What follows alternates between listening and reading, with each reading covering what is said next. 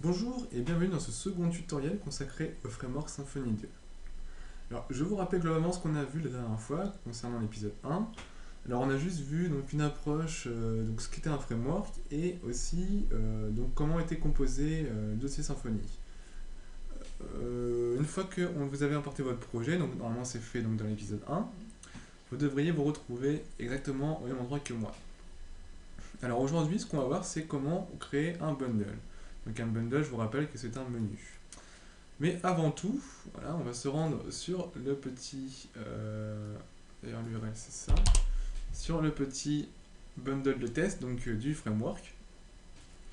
Qui, en gros, voilà, je vais vous montrer comment fonctionne l'URL de Symfony pour appeler ce petit bundle de test. Alors, tout simplement, vous allez donc taper localhost slash e-commerce slash web slash app underscore live.php. Donc là, vous vous demandez qu'est-ce que c'est que ce truc. Alors, ce truc, c'est tout simplement votre fichier que vous appelez index.php dans tous vos projets. Seulement sur Symfony, il a été renommé en app.php. Alors, vous en avez un pour la production, donc celui-ci, et un pour le développement. Donc la différence, c'est que celui-ci appelle donc la debug bar, qui est très utile, comme son nom l'indique, pour débugger. Et il ne sert pas qu'à ça, puisque lorsque vous avez des erreurs PHP, voilà, il va vous dire il y a telle erreur à telle ligne, bref, c'est basique, c'est du PHP. Tandis que si vous êtes en app.php, voilà, vous n'aurez aucune erreur d'afficher, sinon ça constituerait une faille de sécurité. Donc voilà, globalement, on a fait le tour du app.php, donc on y reviendra donc, plus tard. Mais là, pour l'instant, c'est pas au sujet. Alors, vous allez taper l'URL et vous dire, voilà, ça y est, j'ai fait mon premier Hello World. Parce que bon, il faut quelque chose d'assez motivant, faites vos premiers Hello World. Sachant que cela, voilà, si vous modifiez DevonClick, c'est une variable. Donc si vous mettez ben en diminutif, à la place de, voilà, vous avez DevonClick, vous avez Hello Ben. Donc là, on peut voir le code du contrôleur qui génère en fait ce petit Hello Ben. Nous, ce qu'on va faire, c'est qu'on va pas s'appuyer sur ce bundle de démo. On va tout simplement créer notre propre bundle. Alors, on va faire ça vite puisqu'il faut impérativement que vous définissiez votre variable d'environnement PHP. Donc, suivez bien ce que je fais. Donc, dans paramètres système avancé, vous êtes dans variable d'environnement. Vous sélectionnez votre variable pass, vous modifiez, et tout à la fin, vous allez rajouter un point virgule et vous allez mettre tout simplement votre chemin. Donc, le chemin du dossier. Moi, c'est dans WAMP du dossier PHP. Donc, bin PHP votre version, et là vous copiez ce chemin, voilà, tout au bout de votre ligne. Vous faites OK, hop, moi je suis pas OK parce que j'ai déjà fait. Vous refaites OK, et OK, et votre variable d'environnement est définie. Voilà, rien de compliqué à ça, et il faut le faire, c'est important. Une fois que vous avez fait ça, vous vérifiez bien que voilà, que PHP est bien importé. Donc si vous faites PHP-v, il va donner la version de votre PHP. Donc du coup, ça veut dire qu'il est bien importé, il n'y a pas de problème. Voilà. Ensuite, une fois que vous avez fait ça, on va créer notre propre bundle. Alors, pas d'inquiétude, on va y aller petit à petit, tout en expliquant pas à pas ce qu'on fait. Alors, vous allez vous rendre dans votre dossier. Donc, moi, il est dans WAMP. Donc, vous vous rendez dans votre dossier WAMP. Il est dans 3W. Et dans le dossier e-commerce, on a notre projet. Voilà. Une fois que vous avez fait ça, on va faire notre première commande Symfony. Donc, toute commande qui se respecte en Symfony commence toujours par php app /console. Si vous appuyez sur Entrée, vous allez voir la liste des commandes qu'on peut faire. Voilà. Comme vous pouvez voir, il y en a pas mal. Je ne vais pas tout expliquer, puisqu'on va l'utiliser petit à petit dans le tutoriel, donc j'expliquerai au fur et à mesure. Mais nous, ce qui nous intéresse aujourd'hui, c'est celle-ci. Voilà, c'est generate bundle, hop, c'est generate .bundle. Alors tout simplement, flèche du haut, on va taper generate .bundle.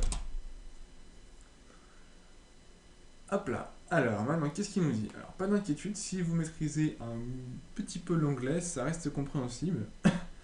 En gros, il faut saisir le nom du bundle avec une convention.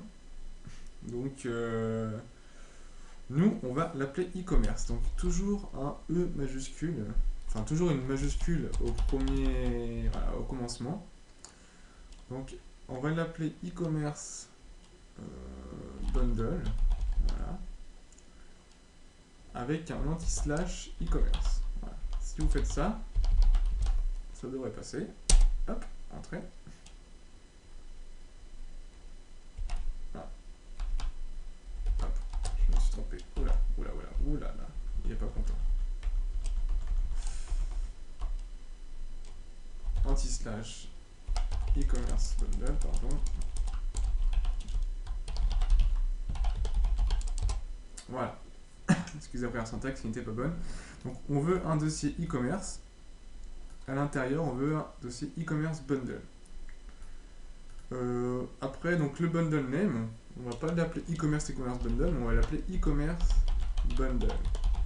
Voilà, donc en gros, moi je veux un bundle e-commerce dans un dossier e-commerce avec le nom e-commerce bundle. Entrée. Une fois qu'on a fait ça, il nous demande où est-ce qu'on veut mettre le bundle. Alors moi je vais le mettre dans SRC, rien d'autre. Donc je vais appuyer sur entrée. Hop là. Ensuite, il nous demande comment on veut gérer les routes. Alors, moi, j'utilise donc pour la gestion des routes le YAML. Donc, vous allez faire comme moi, sinon vous allez être perdu. YAML. Alors, il nous demande si il veut, enfin, en gros, si on veut qu'il génère la structure. Bien sûr, nous voulons que tu génères la structure. Si il va générer donc les routes aussi, hop, tu mets oui. Si on veut mettre à jour le kernel, bien sûr, il nous évite de le faire. Et si on met à jour les routes, ok. Voilà, maintenant une fois qu'on a fait ça, il nous dit qu'on peut utiliser le bundle. Alors, bon, ça peut paraître légèrement laborieux, mais vous allez voir en fait le travail qu'il a fait à notre place. Alors, qu'est-ce qu'il a fait à notre place? Donc, si on se rend dans le dossier SRC, on va avoir un dossier e-commerce qui est créé, voilà, comme je vous ai dit, qui va contenir un dossier e-commerce bundle, comme je vous ai dit. À l'intérieur, il nous a généré la structure. Avec, on peut voir dans les ressources, le fichier routing, comme je vous ai dit tout à l'heure. Alors c'est très très bien, c'est ce que nous voulions. Maintenant, est-ce qu'il nous a importé notre bundle? Donc sachez que lorsque vous créez un bundle, il faut obligatoirement l'importer dans le kernel. Hop. On va regarder s'il est importé, bien sûr, il est importé. On peut voir que il a instancié le bundle e-commerce bundle. Voilà, donc c'est très très bien. Et est-ce qu'il a bien importé les routes? Donc si on va se rendre en routing, voilà, il a aussi importé les routes. Donc sachez qu'en gros, le fichier donc, qui est dans app config routing, lui va contenir tout appel aux routes des bundles. C'est-à-dire qu'en gros, c'est une sorte d'include voilà, qui va inclure toutes vos routes de tous vos bundles. Voilà, donc, en gros, on dit il va inclure le fichier routing de l'e-commerce bundle. Si on suit le chemin, tout bonnement, on va avoir e-commerce bundle, donc e-commerce bundle, le nom de notre bundle, les ressources, le fichier config et le routing. Voilà. Et là, tout simplement, on va avoir donc le routing de notre bundle. Alors, comment ça fonctionne les routes? Alors, les routes, c'est pas très très compliqué, il faut juste connaître la syntaxe. En première instruction, on va lui dire tu me donnes un nom de route. Donc on pourrait l'appeler Toto, Tata, Titi. Hein. Donc là, le bundle nous a donné. Oula, alors attendez. Hop, je vais juste fermer ça. Et je vais couper ça. Voilà, désolé, j'étais en train de compiler. Alors, une fois qu'on a fait ça, on définit donc le nom de notre bundle. Donc on pourrait l'appeler Toto, comme je disais, ou Titi ou Tata, mais il faut garder une certaine logique dans le nom de notre bundle. Donc lui, le générateur l'a appelé e-commerce / homepage, donc on pourra le modifier. Et pour le test, pour l'instant, on va garder ça. Le pattern, alors le pattern, c'est ce qui a constitué votre URL. Donc c'est tout simple, Vous pouvez mettre hello, donc c'est-à-dire que pour avoir accédé à l'URL, on doit faire /hello slash le nom d'une variable par exemple pour l'instant, mais on pourrait mettre slash hello, slash n'importe quoi, slash n'importe quoi, et pour y accéder, il faudra qu'on tape le hello plus les n'importe quoi. Voilà. On va voir quelques exemples au fur et à mesure. Et ensuite le default, voilà, qui dit, voilà, quand on va taper cette URL là, vers quoi on va être redirigé, vers quel contrôleur, à quel contrôleur on va faire appel. Ben, le default, lui, va définir le contrôleur à qui on va faire appel. Tout simplement. Alors, autre chose, le préfixe. Donc, on peut définir des préfixes, là. Donc, je vous rappelle qu'on est dans le dossier routing du config, là. Voilà. Il y a un préfixe. On peut mettre e-commerce, slash. C'est-à-dire que pour accéder à toutes les routes de e-commerce bundle, on va devoir obligatoirement taper e-commerce en préfixe. Voilà. Et après, on va taper notre hello et name. Donc, ce qu'on va faire, c'est qu'on va tester voilà, e-commerce slash hello slash ben. Et si on a bien respecté notre structure, voilà, on va avoir notre premier hello world de notre premier bundle, hello ben. Alors, maintenant, on va voir comment est généré le hello ben. Comment c'est fait, on n'a rien fait, on a tapé aucune ligne de code, comment ça se fait. Alors, on va fermer tout ça, et on va ouvrir que le routing qui nous intéresse, donc celui de notre e-commerce. Alors, on voit qu'il appelle le contrôleur du bundle e-commerce, donc e-commerce, contrôleur, le default contrôleur. Alors, pourquoi là il y a écrit default et là il y a écrit default contrôleur? Sachez que c'est une convention Symfony, il est obligatoire d'avoir le nom d'autre contrôleur plus contrôleur après. Donc si vous n'avez pas contrôleur, c'est-à-dire que si je le retire contrôleur, et ben le default ne sera pas appelé. Voilà, ça c'est une convention. Et si on rentre dans le fichier contrôleur, on peut voir qu'il va faire appel à la méthode index. La méthode index qui est ici, on peut voir qu'elle s'appelle indexAction. Encore une fois, une autre convention. On n'a pas action ici, mais on a action ici. Donc c'est une convention. Toutes les méthodes qui font appel à des URL, plutôt des URL qui font appel à des méthodes, vont devoir comporter action. Donc bon, globalement, c'est pas très dur à comprendre. Hein. C'est vraiment des conventions et des conventions. Alors, on a une notion de namespace. Si vous ne connaissez pas une namespace, je vous envoie donc sur le net voir ce que c'est les namespaces. Globalement, c'est pas compliqué non plus. Et les use, en gros, c'est ce qu'on va avoir besoin. C'est des sortes d'includes donc de classes pour que notre contrôleur fonctionne bien. Voilà. Je vais y arriver. Alors là, on voit qu'on a besoin donc de la classe contrôleur pour pouvoir interpréter notre classe, puisqu'elle étend de la classe contrôleur. Voilà, donc ça c'est à savoir. Sachez qu'il va y avoir plusieurs use, on va rencontrer des fichiers où il y aura plusieurs use. Alors, revenons à notre méthode index. Alors cette méthode index, qu'est-ce qu'elle fait? Elle prend un paramètre. Ce paramètre est défini dans l'URL. Vous voyez bien qu'il y a un name ici qui est un paramètre qu'on renvoie à la méthode index. Ce paramètre est utilisé donc ensuite à la ligne 11. On va lui dire return thisRender. Donc, le thisRender fait appel à une vue, c'est-à-dire qu'on va retourner la variable, donc le tableau name, donc la variable name, via un tableau dans notre vue index.html.twig. Alors là, vous dites, oh là là, ça devient compliqué, je vais abandonner. Alors, n'abandonnez surtout pas, c'est vraiment pas compliqué. On suit, voilà, ce qui est dit. ThisRender, on fait appel à une vue. ThisRender, rappelez-vous, à chaque fois que vous voyez ça, c'est on fait appel à une vue. ThisRender, alors, ThisRender, ce qui veut dire en gros, tu te rends dans ton dossier view, de e-commerce bundle, dossier view, parce que c'est ThisRender, default, qu'est-ce qu'il y a dedans? Oh, fichier index.html.twig. Alors, index.html.twig. Donc on fait appel à ce fichier-là, tout simplement.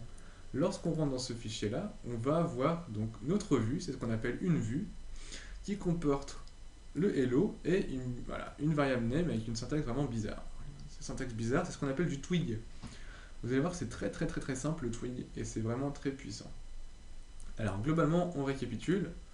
On fait appel à la vue index.html.twig qui est dans le dossier e-commerce bundle. On lui passe un paramètre,